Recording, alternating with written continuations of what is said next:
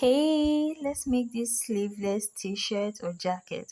So first you'll be using a basic bow dies with 3 by 3 inches in depth and width and depth. So just go up by 1 inch on the armhole curve and mark that out. So this should be pointing towards your waist dart.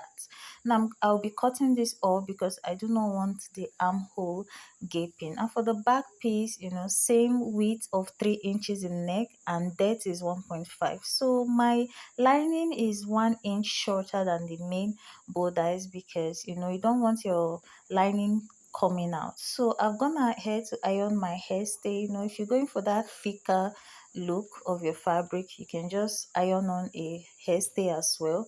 So join your shoulder to shoulder and the sides as well. Now for the lining piece, I'm going to stitch all round on the neck as well as the sides, and I'll show you how to stitch the down piece since the lining is shorter. So now we're just going to drag the lining piece to meet the bottom of the main fabric. So I didn't stitch the lining all the way through on the side, so we're gonna go ahead and pin this down and fold it like so and stitch straight first before stitching on the hem part.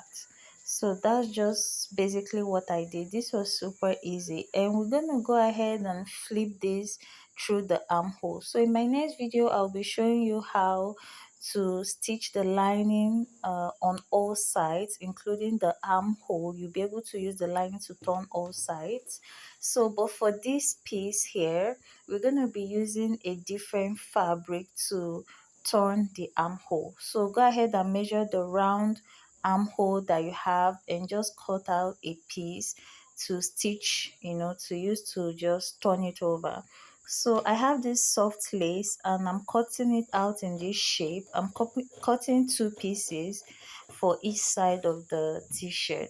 So you can cut it into any shape you desire, but this is the shape I went with, and I'm gonna just top stitch this. Like, that's literally what I did, just stop stitch it right there. So I made each lace one shorter than the other, for that design effect, and that was it. Like, basically that was it. So I stitched on my button, and this is it. So bye.